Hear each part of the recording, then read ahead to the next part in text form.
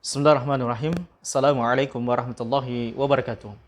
Alhamdulillah wassalatu wassalamu ala Rasulillah wa ala alihi wa ashabihi wa man tabi'ah bi ihsanin ila yaumiddin wa ba'd.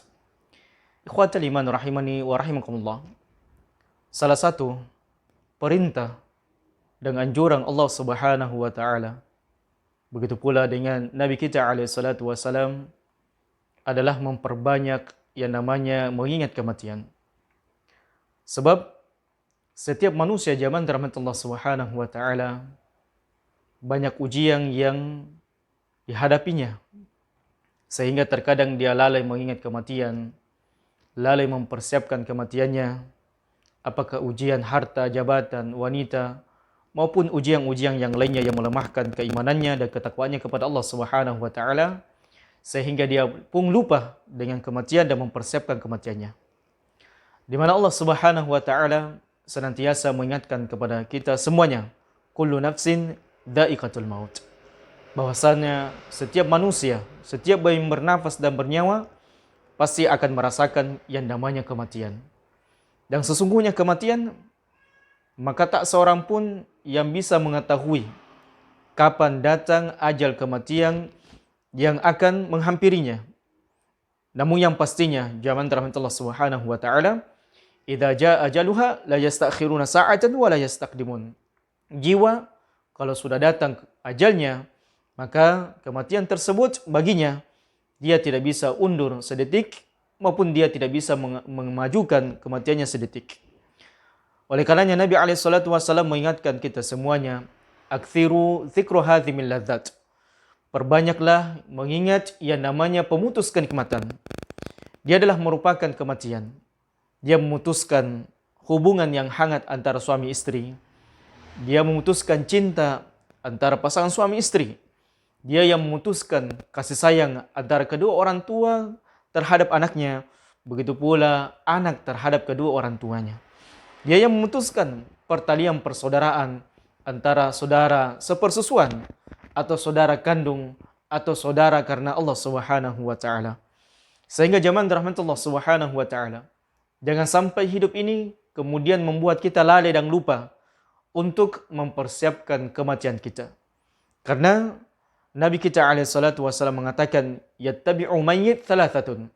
Ketika seseorang itu meninggal, maka yang akan membawa jenazahnya itu cuma 3 perkara. Yang pertama adalah, kata Nabi alaihi salatu wasallam, ahluhu, yang akan mengantarkan kita kelak ketika kita sudah menjadi mayat dan siap untuk dikubur, adalah keluarga kita. Istri kita kah, suami kita kah, orang tua kita kah, anak-anak kita kah, tetangga kita, begitu pula dengan saudara-saudara kita yang lainnya. Maka sampai kapan mereka akan bersedih? Tidak lama zaman rahmat Allah. Manusia bersedih paling lama 3 bulan. Atau lewat masa iddah bagi seorang wanita yang ditinggal mati suaminya. Atau mungkin setengah tahun. Setelah itu mereka kemudian akan perlahan melupakan kita. Sehebat apapun kebaikan yang kita lakukan terhadap keluarga kita, toh satu saat mereka akan melupakan kita. Akan tidak mengingat bagaimana senyuman kita, canda tawa kita. Karena perlahan manusia akan menjadi lupa dengan keadaan-keadaan kita. Contoh kasus misalnya kita pernah menjadi muda, pernah menjadi anak-anak.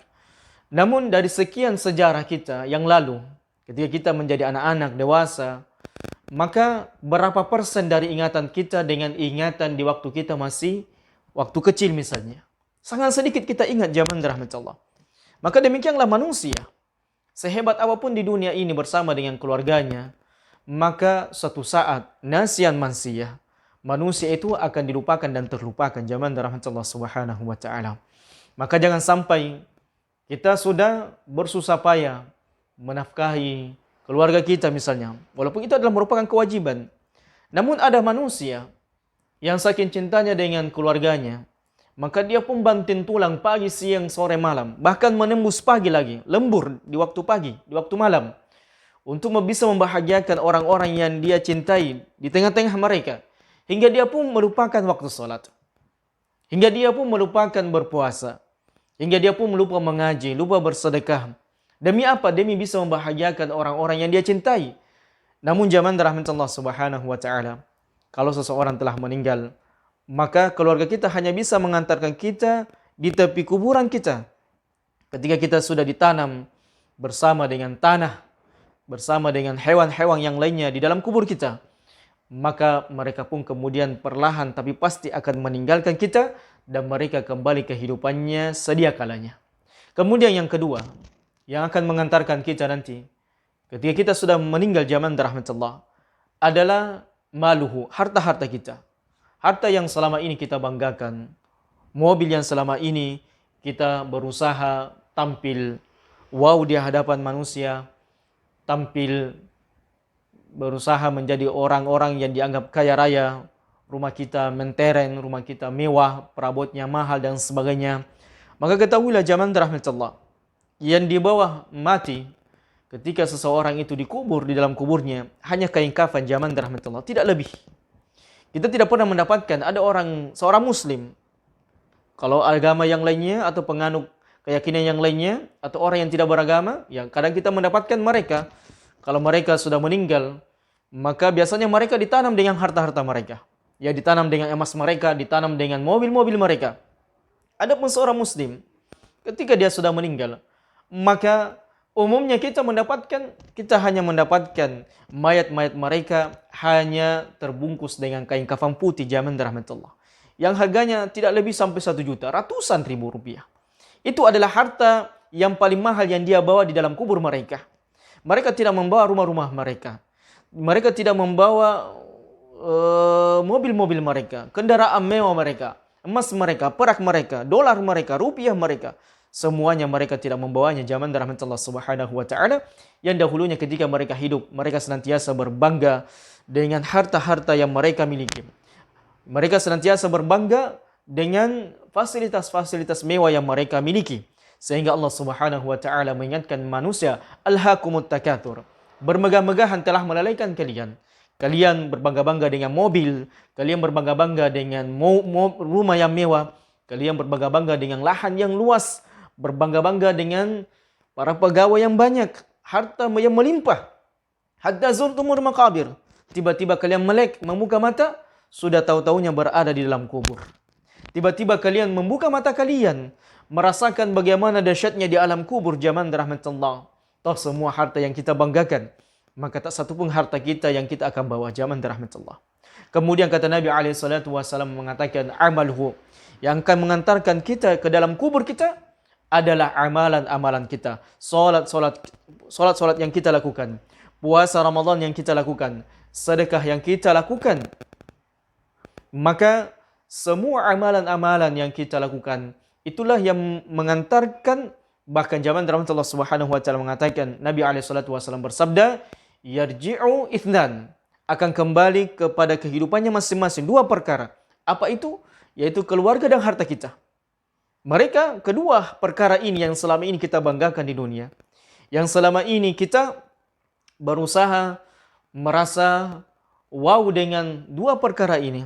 Takjub dengan 2 perkara ini. Keluarga anak-anak kita yang kita banggakan, ada yang menjadi polisi, ada yang menjadi tentara, ada yang menjadi kontraktor, ada yang menjadi pilot. Kemudian harta-harta kita yang kita banggakan, ternyata kalau kita sudah berada di dalam kubur, maka mereka pun meninggalkan kita, pergi menjauh dari kita. Mereka tidak mau sama sekali zaman rahmatullah menemani kita di alam-alam kubur kita.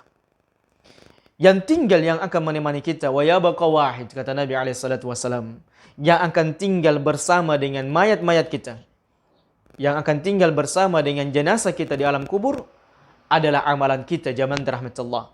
Itulah amalan yang selama ini, tanda kutip, kita anak tirikan, yang kita kadang sepelekan, yang kita tidak pernah berusaha memperbaiki amalan tersebut. Toh kalau kita melakukan amalan tersebut, kadang kita melakukannya di sisa-sisa waktu yang kita miliki. Artinya apa? Kita seolah-olah melihat amalan tersebut tidak memiliki manfaat, tidak memiliki guna, tidak bermanfaat untuk kehidupan kita di dunia dan di akhirat. Padahal zaman rahmatullah, sejatinya cinta yang hakiki dan amalan yang paling dan sesuatu yang kelak akan menemani kita di alam kubur kita.